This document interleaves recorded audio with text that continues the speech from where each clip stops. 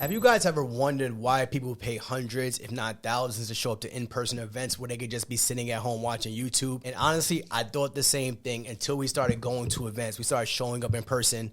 And then we hosted our first ever VIP day workshop last week. And what happened next completely changed the game for the way we viewed business. And then we even had a student restructure their entire business on the spot, but then also eliminate hours of weekly work. And we'll talk about their testimonial in a little bit. But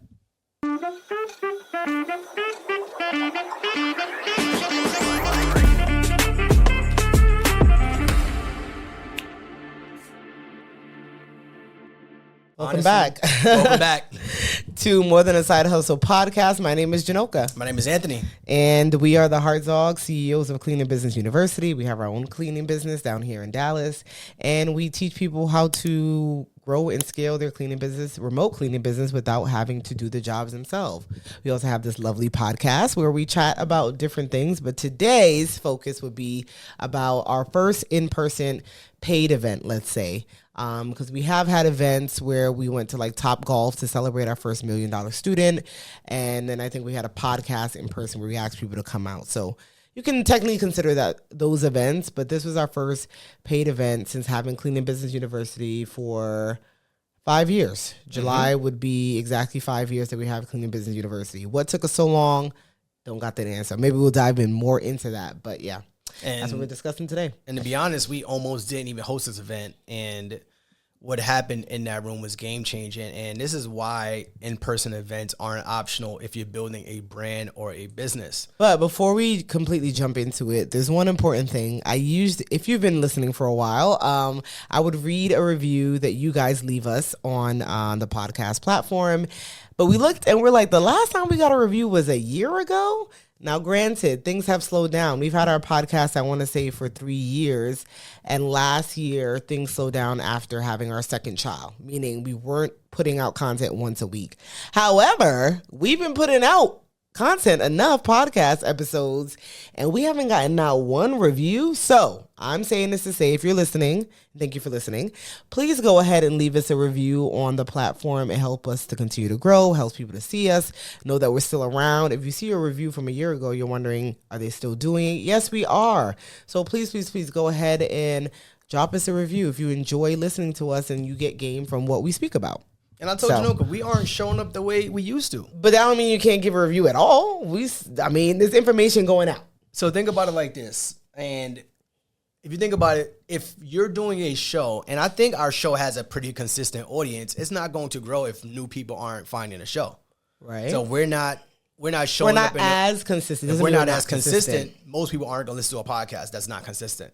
So you're usually going to is relative. You're usually going to get your most raving fans, people who follow you, and they're going to listen whenever you drop.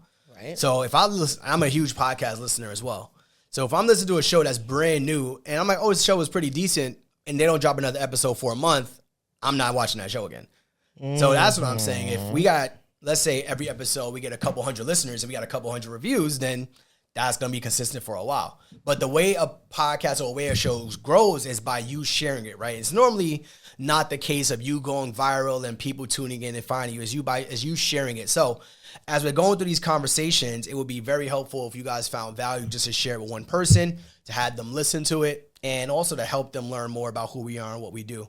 So why we hosted an in-person event. So let's share the story around why we decided to host the event, because we were going back and forth for a while.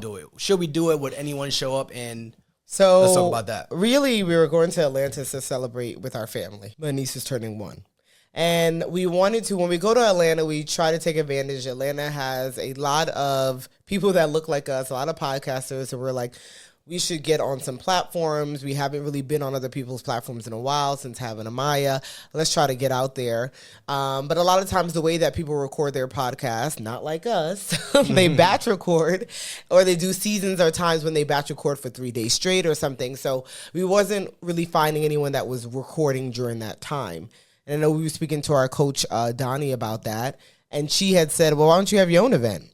We're like, huh? It didn't cross our mind at all. We just were trying to get on another platform. And she was like, why don't you just have your own event? Do you have people in Atlanta? We're like, absolutely, because every time we do an IG Live, anytime we're in a webinar, in our communities, we know there's a lot of people in Atlanta, in Georgia, in the state, because you guys are always representing. So, like, we have people there. And then also our demographics show. So, like, when you go to YouTube analytics or Instagram analytics, you find where your most heavily dense areas are, and it shows you where the majority of your population is located. So the audience is going to be New York, I think Texas, and I think Georgia are. Those are like our top. Our top. Well, you know, we from Brooklyn, so. But yeah, so that we saw, she was like, why don't you just do it? And we're like, okay, what's the logistics? Should this be for people that don't have the course? Should it be for people that do have the course? Should our community get a different pricing? Should, you know, so many logistics, emailing, texting, should we do phone calls? So it was all of those.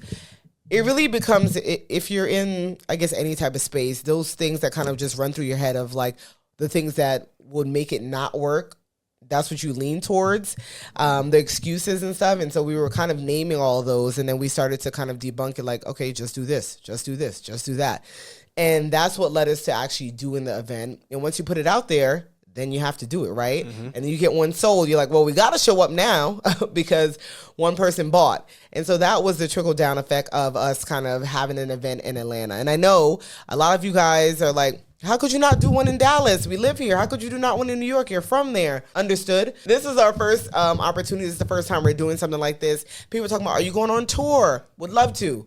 But this was just the first thing. And that's how it all came about, really. Our coach kind of encouraging us to do it. And that's the power of borrowing. I kept saying this is the power of borrowing the belief from someone else, because it was, for us, we do the same thing with our coaching. And people say the quote is, you're better at giving advice than taking your own. And I truly believe that, because if do as I say, not as I do. We tell our parents, as our parents told us, and we tell our kids, right? Yeah. So it's the power of someone else believing in you borrowing that belief. And I believe that's the power of coaching, right? People think about coaching as, I'm going to tell you what to do, how to do it. No.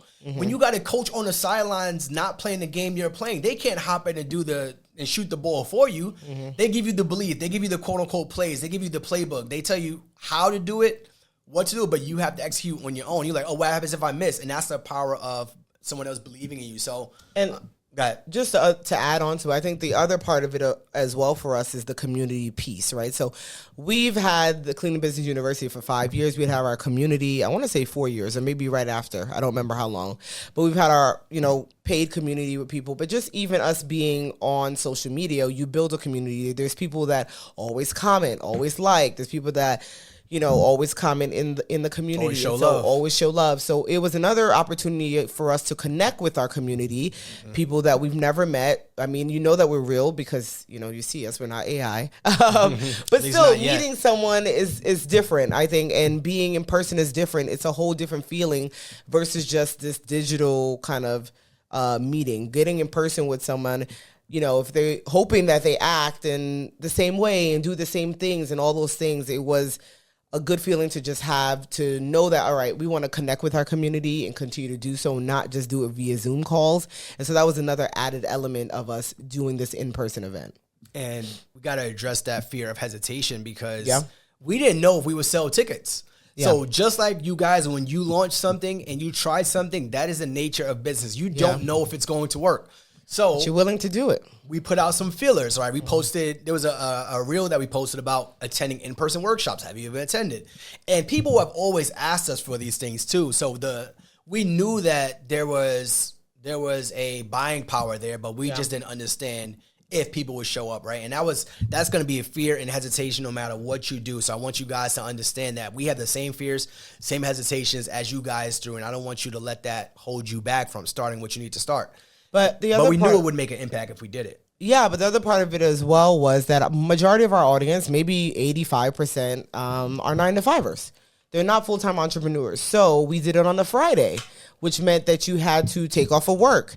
So we understood that was a added thing. Also, we didn't really promote it for a very long time, right? The thought was there's a big community in Atlanta, so let's probably get the people in Atlanta. Which it ended up being 50-50. 50% of the people were from Georgia, other 50% were not. So it was like, okay, well, they won't have to travel. They won't have to do these things. But that was another added piece. Like, we only did it promoted for about 3 weeks to a month. So can we get people here? Usually with an event, You give people time to book a hotel, a flight, whatever it looks like. And we really didn't have that time because we kind of just like put it out there. And I think that was a good thing because the longer you kind of sit on something, the more excuses and hesitations come up as to why you shouldn't do it. Because we've heard some things where people, they're like, oh, I had graduation, I had prom. We're like, oh yeah, that is May, is that season of that. Would we have been like, oh, let's not do it because of that? I don't know, but it kind of worked out the way that it should have, I would say, by us kind of just putting it out there and getting it done. And we had about 10 people in the room, maybe?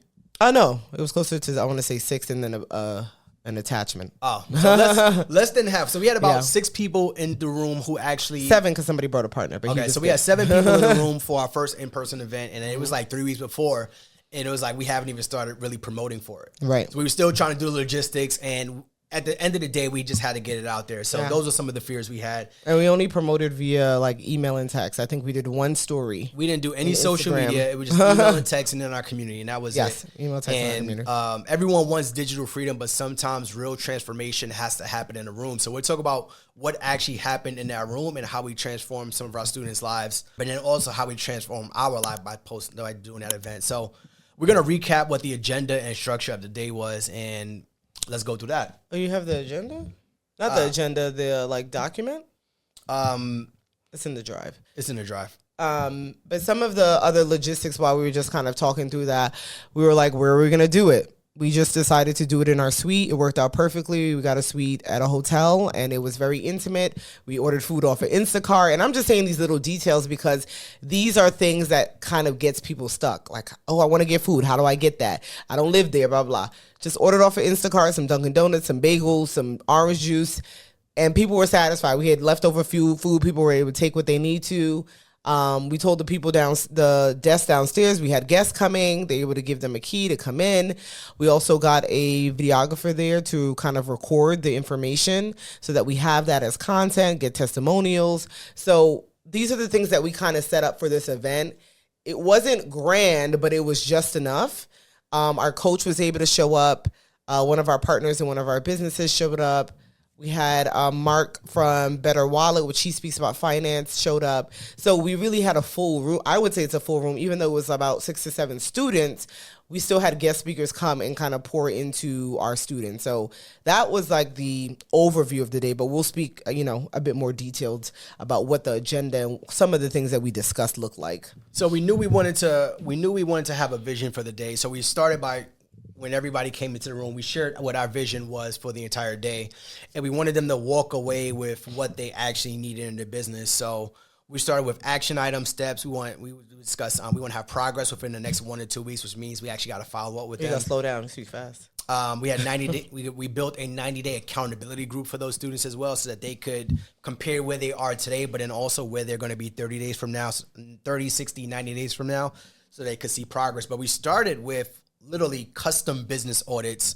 We went to everyone one-on-one, and we asked people to share their business numbers, their bottlenecks, and what they actually want to get from this workshop. Yeah, I mean, that was important to set the tone. One, I mean, we did, prior to them purchasing the ticket, we provided what we will be doing, obviously, but we just wanted to reiterate it, set the tone for the day, and also make it a safe space for everyone. We are who we say we are in person. So we do call you out on BS if you're saying things and it's like, come on now, you know better than that, or what's really stopping you from doing this. We also, the same way we speak about our goals yearly, quarterly, about breaking them down weekly, hourly, we did the same thing when it came to people saying, I want this. What does that look like? Many students go on to say, I want to hit this amount of money per month. Do you know what it takes to get that? Have you broken down those numbers? Have you done the reverse math on that? So all of that was part of our conversation coming into this, setting that expectation. And I think, both of us kind of just fed off of each other as to, I'll talk here, you speak here, you kind of assist people here. It flowed pretty well for our first event, I would say. Mm-hmm. What would you say? Oh, absolutely. I kept saying it reminded me of the old days. And this is What's the old days? When was that?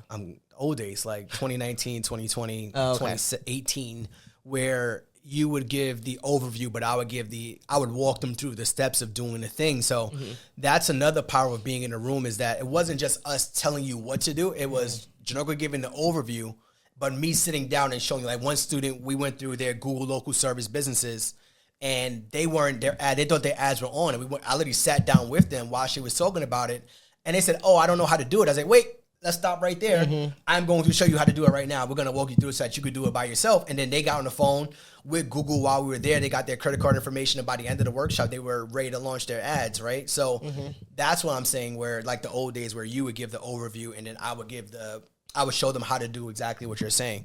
So I think that was probably one of some of the most crucial information, is that we weren't just giving you what to do, we were showing you how to do it, and also doing it live with you. Doing it live with you is important. And I know that when we originally, I think our goal was to have at least 10 people in the room. That was like, okay, let's just try to hit that. It ended at 6, but with the 6 people, and even if it was 10, it would have been fine. But with the 6 people, we were really able to go detailed into their business because we had enough time. It was intimate enough that we could do that. So it wasn't just like fluff, as you said. Like, it was them pulling out their computer and showing, this is what I have now, or this is what I done, or this is what I didn't do. One lady there, she had the course for over a year, but she just was, busy with life, and she signed up for a LLC right there, sitting right there with did her LLC on LegalZoom or one of those platforms, and got it done. And it's like, if she didn't step into that room, the course would have just been sitting there for God knows how much longer, right? So that intimacy that we were able to kind of have and curate, I think was important for our first event. I don't know how you ever duplicate something like that necessarily, but it was important and it was helpful for the people that were in the room. I was saying along those same lines, where it's a lot easier to tell someone to go and do a thing, right? It's like, oh, go to LegalZoom, do it yourself. But me sitting down and showing her the walkthrough on how to file, and you might be like, well, I've done that 1,000 times. But for us, most people have not. I want to be very clear, right? So when we started our very first business, which was our cleaning business back in 2017, I'm going to go into that a little bit more.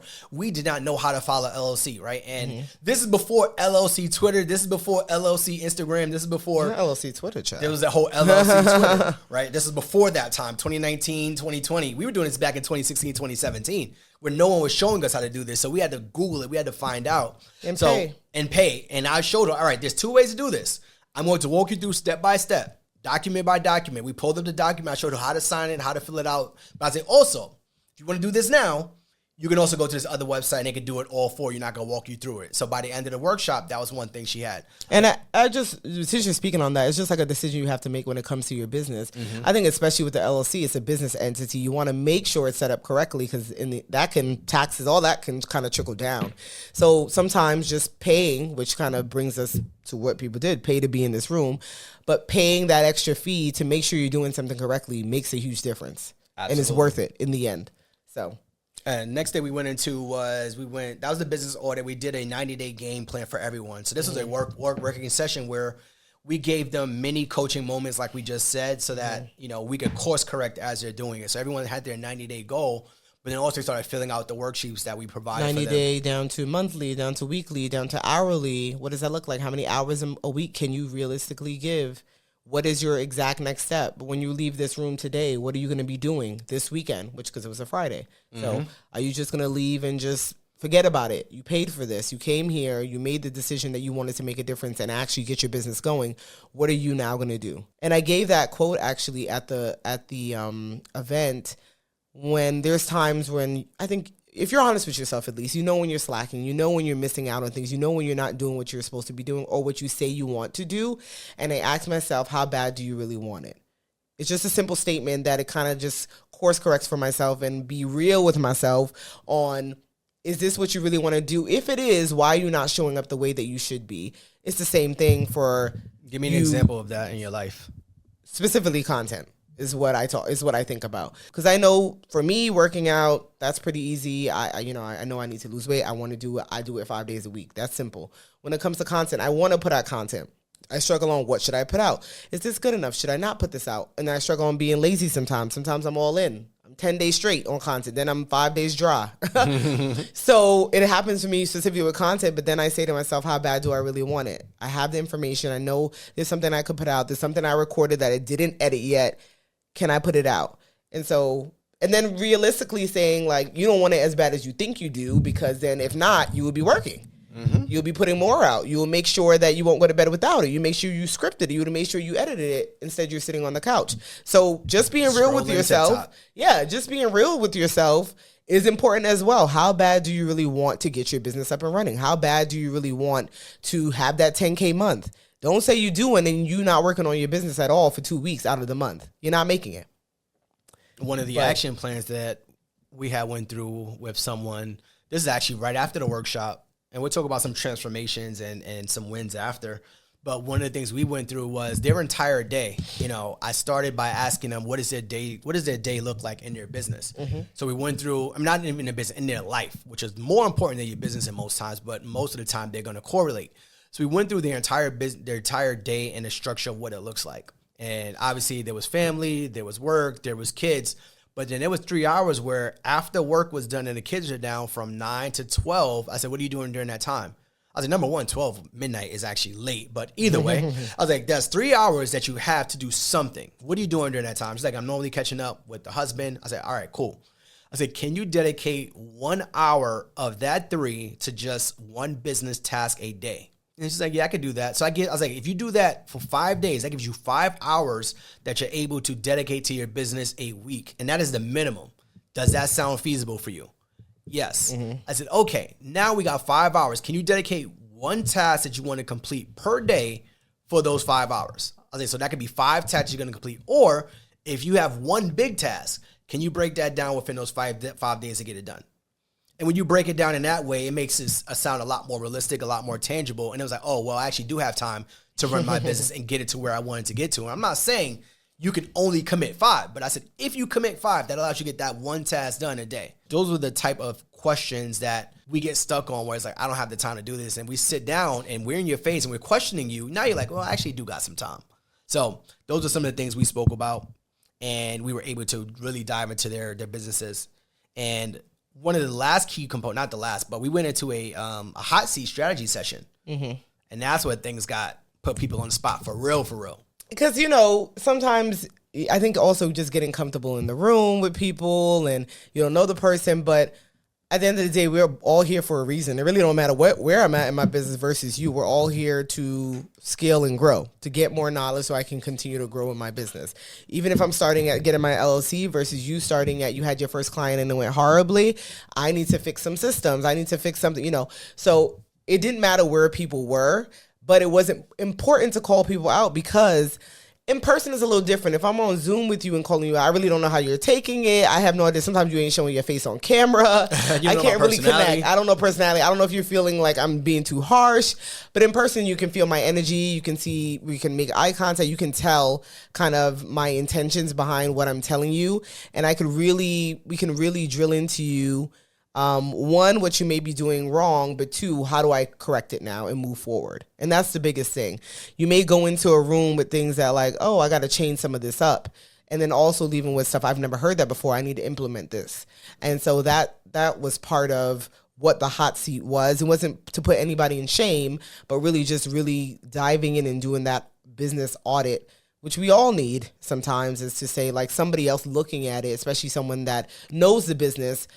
What can I do differently? What do I need to do better to continue to grow? And they brought their top challenges, and we were able to give them real feedback in real time. And then what was even better is that our business coach, Donnie, was listening into the entire day. Right. So she was able to do her workshop, and it was literally tailored to the people in the room and the structures and the concerns and the problems and the life and the results that they were looking for. So her conversation or speech or workshop was more geared towards what they were dealing with in that moment that she heard from them throughout the day. Right. Which, it's just a sidebar. If you've never heard Donnie Wiggins speak, you should listen to her speak in a room. I mean, yes, you may hear it on the podcast, but being in a room is different. It's like a sermon that she gives. I would have to give her kudos on that. She always, when you feel like you listen to a sermon, it's like, oh, they talking to me? Yeah. Hits the right spot. Everybody's like, yes, I agree. Like, I feel that. That's true. Like, she's going to call you out, straight shooter, but also give you the information.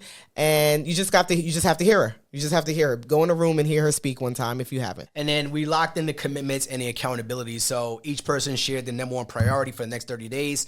We gave them their own accountability group, which we got to check if they actually joined that. Some of them joined. So we gave them a few people. We gave them their own accountability group inside of our community so that they could stay locked in with each other and keep sharing those goals. And then we could also just check in with them as a group on where they are, which is another thing we got to do.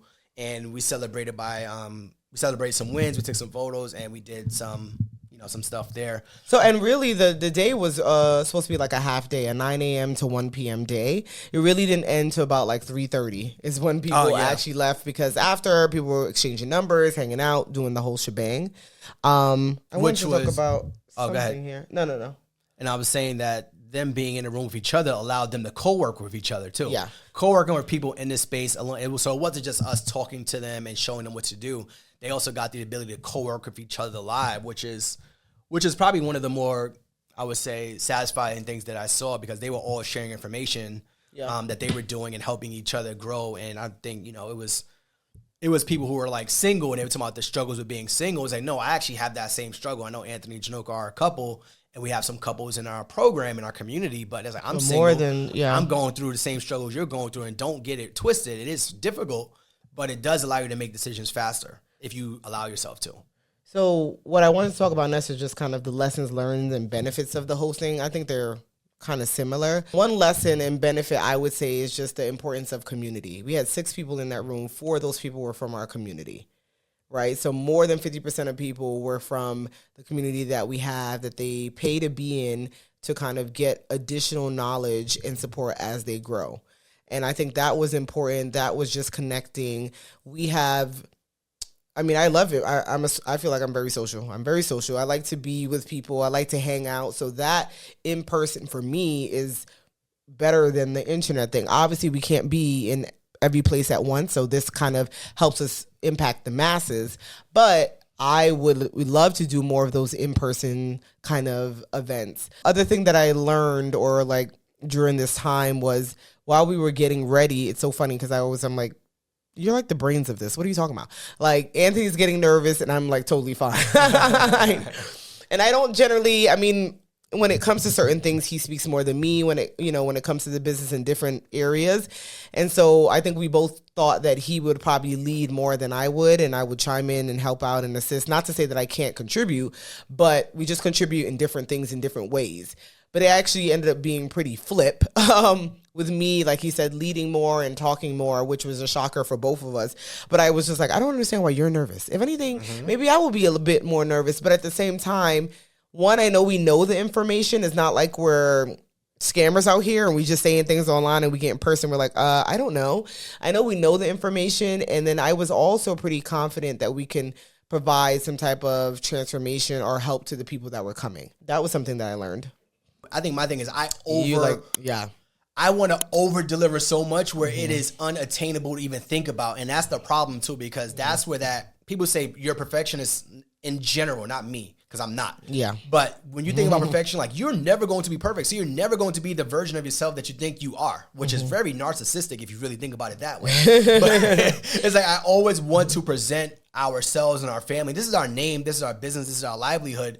Always want to present in the best way possible, and I didn't want anyone to walk away with the feeling that, this was nothing. So it wasn't about me being nervous. It was about me thinking in my head that I'm trying to over deliver. So when you were presenting, I'm like, no, I want to give you action now. And you were like, whoa. There was like you interrupted me. Wait a minute. You. Like, no, I want you to take action now because I don't want you to walk away with not doing anything. So there were moments where I think there's a place for balance, for both of them, because I lived the life of I know that we're providing. And one can call that, what's the word people say back in the day?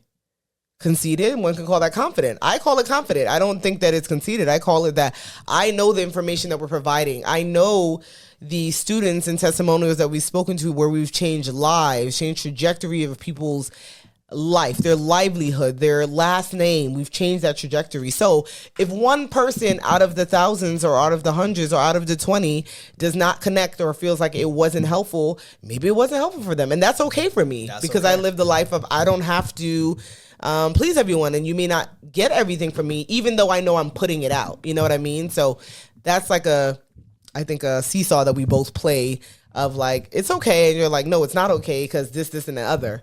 So, but and I'm more of a reformed people pleaser too, so that's where it comes from. And I absolutely do not people please. So that's the thing. It's just like I'll tell you how it is, and then it's like I'm a reformed people pleaser. So even my job is like, yeah, I'm not doing that, or I'm telling you how it is. So I'm reformed in my previous life. But I agree with you. I think there was a lot of things that you couldn't get through Zoom. And there were transformations that people were able to... Yeah, the transformation in the room was not their lesson. There were transformations that people were able to make in the room that they've been sitting on for months. And it wasn't about just the content. It was about the commitment. So... And then just the curation of the space, right? Mm-hmm. It was also fun. Like, it didn't... You know what I mean? You could be yourself because it's your event. It's your business. Yeah. It's not like... You don't have to be so stiff. It's just you talking... to a friend, to someone that you know, like trying to help them out, trying to make them see, trying to make them understand. So it was just a fun environment as well. Like our kids were there. I mean, they were with the nanny most of the day, but at the end they came through, said hello, took pictures, wanted to be in it. And so they got to see, and Alani understands more like, oh, mommy and daddy is working. Now we're different. That was cool too. Yeah. So we're talking about benefits of the in-person and the lesson. Having our kids, or at least Alani, she's old enough to see. Yeah. She sees mommy and daddy working, but in her mind, mommy and daddy working is in front of a computer. Yeah, because you were in the room. She doesn't understand mommy and daddy could work from anywhere in the world, but daddy just chooses to work from front of a computer for 40 hours a week. But 49. Her seeing this aspect, she's seen us on stage before, but she was also younger. She came on stage when we went to Atlanta again and spoke on stage. Look at Atlanta just showing out. What's New York doing? Come on now. A couple thousand people. We brought her on stage, but then also she's old enough now. She's like, oh, mommy, daddy's working with people. Yeah. And she saw us in front of, a group of people speaking and sharing, and they were listening. So I think also we had people travel 6-8 hours. So listen, we were afraid of ticket selling, and this was targeted, like we said, for people in Georgia. We had somebody fly in from New York. So shout out to you. Shout out to Jessica, yo. Shout out to Jessica. We're gonna share her testimonial too. Yeah. I have the testimonials here. Can I talk about her for a little bit? And I hope she's listening. I hope she's sharing, because she is someone who shows up, right? Yeah. Not for us, for herself, for her business. And she had some difficulties and challenges, but she shows up. She was doing the cleaning before. She was doing cleaning before. She started her business before us. And she came across us, and she learned about us, and she has a very demanding job. But I want to give her kudos, because there are people who don't show up. They're like, she creates excuses too. Don't get me wrong. Jessica go create an excuse, but she shows up. And when you call her out, she'll be like, you're right. And she shows up, she puts in the work, and she even had I knew her business specifically. So when she came, I gave her homework to do before she got there. And I was like, listen, I want to talk to your VA when you get there. Put them on Zoom. I'm going to talk to them. And I hopped on Zoom. That didn't work out. But just the items that we gave her in that workshop, in that room, the worksheets, the conversations, we went over the KPIs for her business. And I think by the end of that same week, her VA closed almost a $800 cleaning based on what we talked about in that room. I'm going to read the testimonials. So she's had this VA, and I've been talking to her about, offsetting some of her work, because she is super busy. And I'm going to do a video on hiring a rock star VA as well down the line in a couple weeks. Is that a pun intended? Oh, no. But I definitely wanted to give her a shout out, because that was one of the big takeaways that and testimonials that we got right after that workshop. Her VA closed over $800 booking based on the things we spoke about in that room, but then also, more importantly, her implementing what we spoke about in that room. So shout out to her. She flew from New York, so we appreciate that. And then some people drove from Alabama, and then another one from Huntsville. Huntsville is in Alabama, but different parts. Louisiana, I don't remember, but someone drove like 6 hours, another 4 hours. So, and then the other people were in Atlanta already. So kudos to you guys. And we also had a guest. Someone brought their partner, where he was just an added bonus. It was an older gentleman. Mr. Kurt. Yes, Mr. Kurt, older gentleman. We kind of included him in, I think he did carpet cleaning or something with carpets for like 37 years. Upholstery cleaning. 47 years. 47 years, I'm just going to tell Mr. Kurt's story. You so here it is. Mr. Kurt has been in, and I want to, hopefully he hears this, and I want to give him a huge shout out, and I hope you guys share this with him. He's been in business 47 years, black man, I think he's passing it over now. He's passing it over to the person that was actually in the room, which is a generation passing a business, and he's been in business longer than we've been alive. And he told us while we were up there, he said, Anthony, he's a young man, you remind me of myself. He's like, and I wish I had a room like this when I was growing up and I was starting my business, because I would have been a lot further along. He said, I made that was the best, one of the best testimonials we could get. I made two big mistakes in my life around my business and my life. He said, number one, my biggest mistake was marrying the wrong person. Choosing the wrong partner. Yeah. He didn't say marry. He said choosing the wrong partner, and he went into detail around why that was a big mistake. He said around support. He said I didn't have the support. You know, they didn't understand what I was doing, and entrepreneurship really wasn't a thing. And it still looks different today. And he said number two, not surrounding myself with the right people, which kind of is similar to number one. But he said not surrounding myself around the right people and not being in rooms like this, 47 years ago. If he were allowed to, he would have. So I definitely want to give a shout out to Mr. Kurt. And he gave us tons of praise because I wish I had this information when I started 47 years ago, because I would have been a multi-billionaire by now. So now we're giving out the information that Mr. Kurt wished he had 47 years ago, so that now our students, our community has information that they could go and share with other people. And that was a huge... That made it worth it to me, just that alone. Yeah. Those were some of the lessons and benefits, the community, the camaraderie, having our coaches show up, having our friend Better Wallet show up. Oh, shout out to Mark. Can we shout out Mark for a second too?